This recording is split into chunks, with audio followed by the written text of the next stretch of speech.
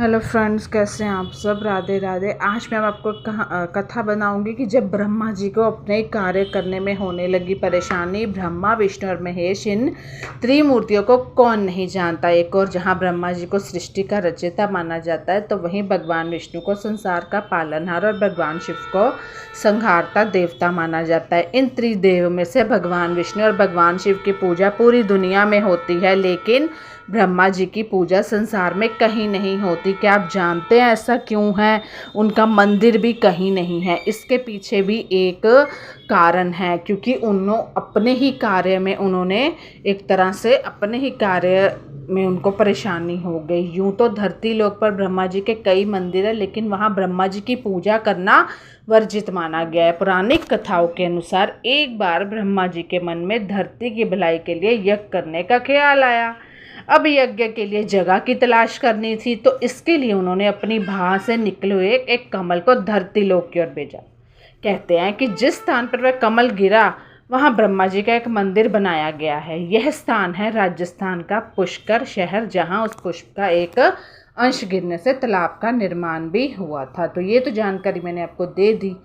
पुष्कर में ब्रह्मा जी के दर्शन के लिए हर साल लाखों श्रद्धालु भी वहाँ आते हैं, और हर साल कार्तिक पूर्णिमा पर इस मंदिर के आसपास बड़े स्तर पर मेला लगता है, जिसे पुष्कर मेले के नाम से जाना जाता है। लेकिन फिर भी यहाँ कोई भी ब्रह्मा जी की पूजा नहीं करता।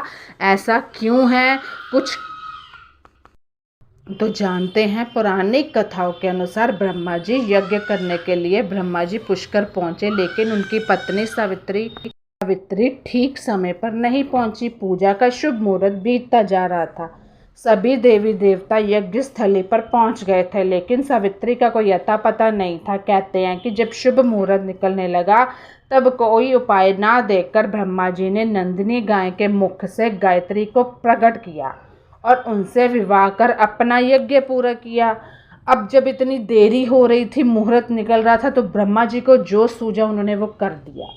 कहते हैं जब सावित्री यज्ञ स्थल पहुंची, तो वहां ब्रह्मा जी के बगल में किसी और स्त्री को बैठे देख वो क्रोधित हो गई। गुस्से में उन्होंने ब्रह्मा जी को श्राप दे दिया और कहा कि जाओ, इस पृथ्वी लोक में तुम्हारी कहीं पूजा नहीं होगी। हालांकि बाद में जब उनका गुस्सा शांत हो गया और देवताओं ने उनसे वापस श्राप लेने के लिए विनती की, तो उन्होंने कहा कि धरती पर सिर्फ पुष्कर में ही ब्रह्मा जी की पूजा होगी, इसके अलावा और कहीं नहीं होगी। ऐसा माना जाता है कि ब्रह्मा के 4 सिर हैं, जिन्हें चारों वेदों के प्रतीक के तौर पर देखा जाता है। तो शुरू में उनके 5 सिर थे, जिनमें से एक शिवजी ने क्रोध में आकर काट दिया था। एक सिद्धांत यह मानता है कि इंसान अक्सर उन्हीं देवी देवताओं की पूजा करता है जो आमतौर पर एक योद्धा होते हैं। मतलब अपना एक प्रेरक मानता है, अपना कुछ भी कह लो कि उसको वो अच्छा लगता है। जिस तरह आप बॉलीवुड वगैरह के फॉलोअर बन जाते हो। शास्त्र अनुसार कहा जाता है ब्रह्मा के निसृंजन के दौरान एक चौंकाने और बेहद ही सुंदर महिला को बनाया था। हालांकि उनकी यह रचना इतनी सुंदर थी कि वे इसकी सुंदरता से मुग्ध हो गए। ब्रह्मा जी उसे अपनाने की कोशिश करने लगे। ब्रह्मा जी अपने द्वारा उत्पन्न सतरूपा के प्रति आकृष्ट हो गए तथा उन्हें टकटी बांधकर निहारने लगे।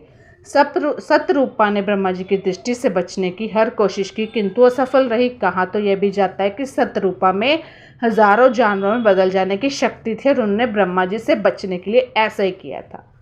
लेकिन ब्रह्मा जी ने जानवर रूप में भी उन्हें परेशान करना नहीं छोड़ा। तो इसके अलावा ब्रह्मा जी की नज़र से बचने के लिए सतरूपा ऊपर की ओर देखने लगी, तो ब्रह्मा जी ने अपना एक सिर ऊपर की ओर विकसित कर लिया था, जिससे सतरूपा की हर कोशिश नाकाम हो गई। तो भगवान शिव ब्रह्मा जी की इस हरकत को देख रहे थे। शिव की दृष्टि से सतरूपा ब्रह्मा की पुत्री सदृश थी, इसलिए उन्हें यह घोर पाप लगा। इससे क्रुद्ध होकर क्रोधित होकर शिवजी ने ब्रह्मा का सिर काट डाला, ताकि सतरूपा को ब्रह्मा जी की कुदृष्टि से बचा सके। तो शास्त्र अनुसार भगवान शिव ने इसके अतिरिक्त भी ब्रह्मा जी को श्राप के रूप में दंड दिया है। तो इस श्राप के अनुसार त्रिवेदों में शामिल ब्रह्मा जी की पूजा उपासना नहीं होगी। इसलिए आप देखते हैं कि आज भी शिव और विष्णु पूजा का व्यापक चलन है, जबकि ब्रह्मा जी की उपेक्षित रखा जाता है। तो ये है कि ब्रह्मा जी अपने ही काम में उनको परेशानियाँ होने करते, वो सही थे या गलत थे, ये तो भगवान ही जाने। तो कैसी लगी मेरी ये कहानी मुझे ज़रूर बताइएगा। Bye bye, take care, stay healthy and happy.